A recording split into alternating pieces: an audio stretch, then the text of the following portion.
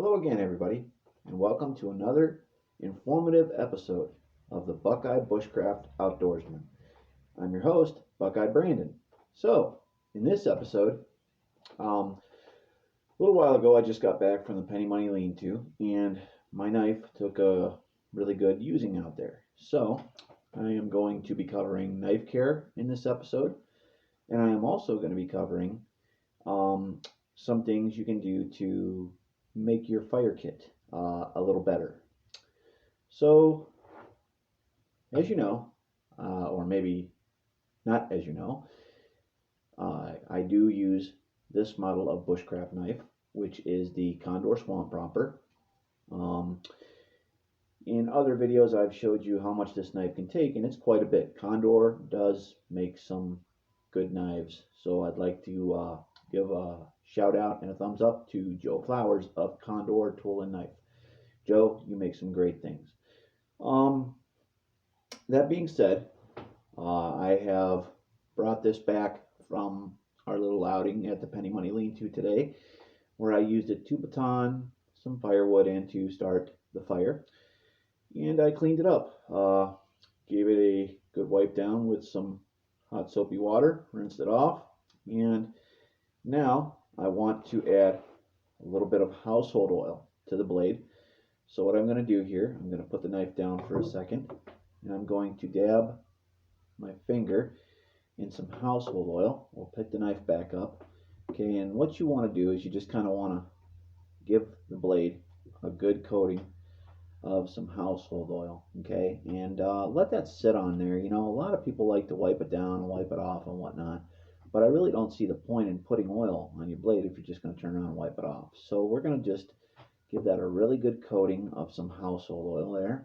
Okay, and we're going to let that sit on our blade. Okay, and you know, maybe in a little while, maybe in a day or two, we'll pull it out, and if there's oil left over, we'll wipe it off then. But let that oil soak into that steel, and just let it soak in and give it a good overall treatment to the steel that the blade's made out of. So what we'll do, we're going to put a little bit on them handle scales too, because those walnut handle scales, you know, you don't want those to get dry. They dry out, and what happens to walnuts? You ever see walnut tree in somebody's yard? Walnuts are famous for one thing, and that is when they get dry, they crack really easily. So what we'll do, and I'm not saying that the wood will, but just nevertheless, we're going to give it a good coating of oil, the whole knife. Okay, so we'll give that a good coating of oil, and we're going to let that sit. Okay, so we're going to put that down. Okay, and now moving on. So we're going to take our fire steel out of the leather sheath. Now, one of the things I wanted to cover, what we're going to do, okay, and I'm not going to do it per se in this episode, or well, maybe I will, you know, for the sake of time, we'll just go over what we'll do, okay.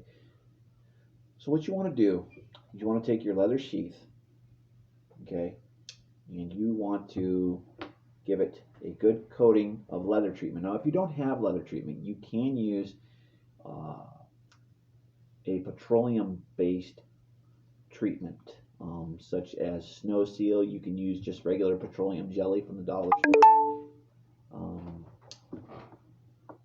things of that nature. And you just go and you just give it a good rub down with the petroleum jelly or the leather treatment. And one of the things you can do to help that soak in, if you have a gas stove, okay, you get your gas burner going, okay, and you hold it above the blue flame well enough to where you're not getting burnt, but you can still feel the heat, okay, and you're just going to want to rotate back and forth, rotate the sheath back and forth until that leather treatment that's on there soaks into the leather. Take a cloth and wipe it in, wipe the treatment in just like that, on the other side and all, okay. And do your dangler too, you know, that's just gonna it'll prolong the life of the leather, and it will help add waterproofing to the leather also, you know. Folks, treat your bushcraft knife good. In bushcraft, one of the things I believe, two of the things I believe are as follows. Your main money should be spent in two areas, okay. The first of that area is your cutting tool. Okay, I don't know how many very famous and popular bushcrafters have said it. Joe Robinette has said it. Dave Canterbury has said it. The majority of your finance, of your bushcraft finance, should be spent on your cutting tool. Now, that being said, um, take good care of your cutting tool. You come back out from a day that maybe you've been extra rough on it, or maybe the weather wasn't so great. Maybe it was foul weather, rainy, snowy.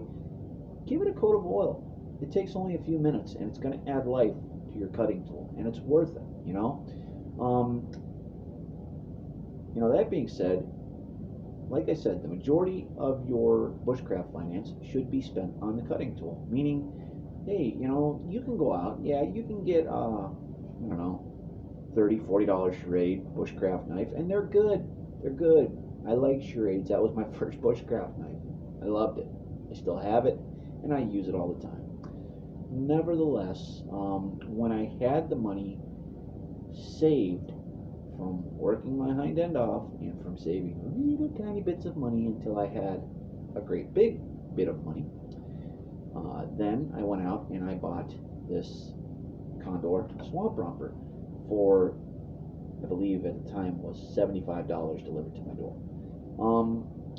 And when I have a little bit more money, I am going to be looking into an LT Wright. I will not release the model of LT Wright that I'm going to get, and I can tell you this, it's a limited edition LT Wright, and that's why I won't release that information, because I want it to still be there, at least one of them, for me to order when I do have the money saved up. But yes, I am saving up for an LT Wright bushcraft knife.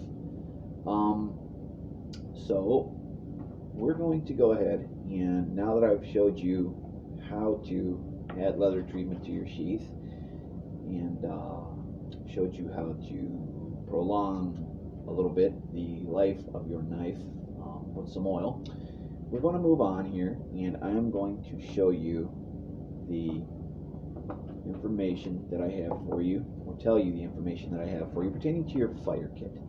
Now, your fire kit, ladies and gentlemen, should be, it should have multiple ways to start a fire, first of all. Okay, I use old prescription containers here, and what I do is most of the time I peel the label off. I try to do that, and what I do is I use those for fire starters or for fire starting material. Then I have a backup bag of fire starting material. I have in here some birch bark, and I also have some fat wood in this bag. Okay, let me open it up here and I'll show you what I got, a little bit of each of what I got. I have, and I have bigger pieces, just for showing sake. I have some birch bark in there, you see. And I also have, see if I can dig out a chunk of this fat wood here. I have some fat wood here, okay? Now, 9 out of 10 times, this bag is for emergencies only. Maybe I've ran short on my normal method, maybe I am wanting to test my skill, things of that nature, and the bag comes out and I will use what is in this bag. However, most of the time I do not. Most of the time I use a simple fire steel and some homemade wet fire. And I am going to go over how to make that homemade wet fire with you here in 1 second. Just want to show you a couple of the fire steels that I have also. In my Condor case, I always carry a Charade model Ferro Rod. They work good. They give pretty big gobs of hot spark. And so that's the one I carry in my main bushcraft knife. This one is just, it's a Walmart special, just a cheapy Walmart special.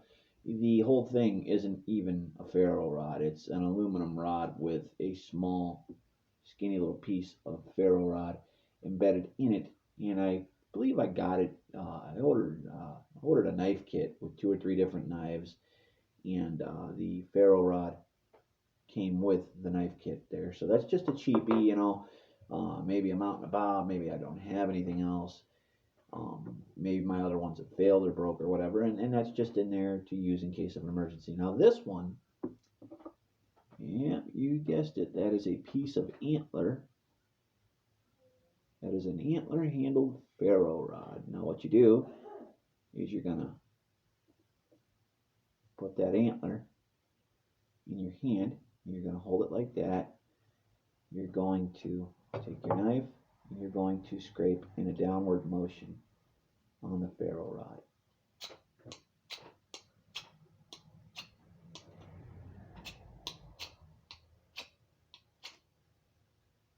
See, there, I got some sparks there, and then that's the general idea. You just plan it by what you're gonna, what you're gonna light on fire. You give it a couple of good hits there and with the ferro rod, and hopefully it'll catch a spark, whatever you're trying to catch.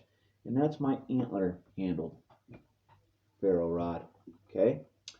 And that is homemade. So other than that, I carry not one Bic lighter, but 2 Bic lighters. Maybe I don't feel like using a ferro rod. Maybe I'm tired that day. Maybe I'm cold and wet from the weather or whatever. Maybe I'm just lazy. Maybe I don't feel like using a ferro rod. I have 2 lighters as an option for when I don't want to use a ferro rod in my fire kit. Okay? And I also have those containers I showed you. What I do is let's open these up, okay? And I'm going to show you what I do, okay? Now, the second one we're going to open up, okay? I'm going to show you down in there. You see down in there that white substance, that is called, well, I call it wet fire. Other bushcrafters have referred to that as wet fire also.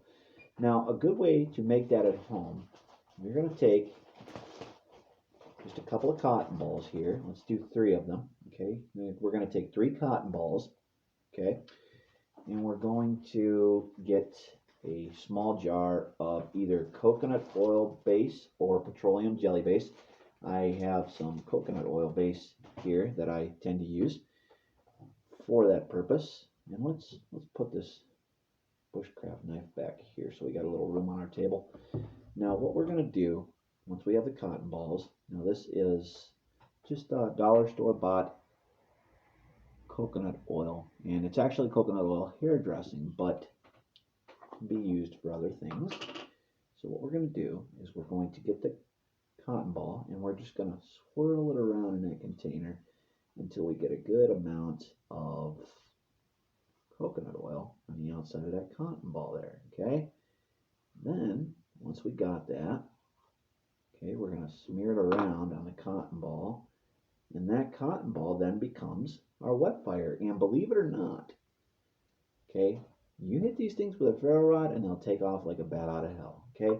Some people think it's a bad idea because, if you get used to using them, and you do want to practice either way. Practice with birch bark, practice with fatwood, practice with wet fire. Practice all the way around in each way, okay? Some people are against it because what happens is you get these bushcraft guys that go out there and they just become used to one method, and then they just want to use the wet fire all the time. And then when they are faced with a real emergency, maybe they're out fishing, a storm hits, or whatever the emergency may be, when that hits and they don't have their wet fire that catches super easily off one hit from a ferro rod, then they can't start a fire, and then they find themselves in some real trouble. So you want to practice all the methods all the time. Just, never sell yourself short by depending on one method. Preparation is your friend. You want to prepare, you want to practice different methods of fire lighting, different methods of shelter making. Just practice. Get out there and practice, and you never know. One day it could save your hind end.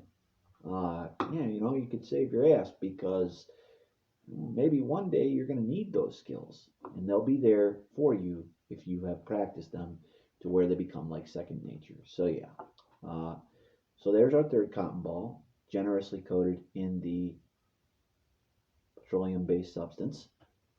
Okay, and we're going to go ahead and throw the lid back on that. Okay,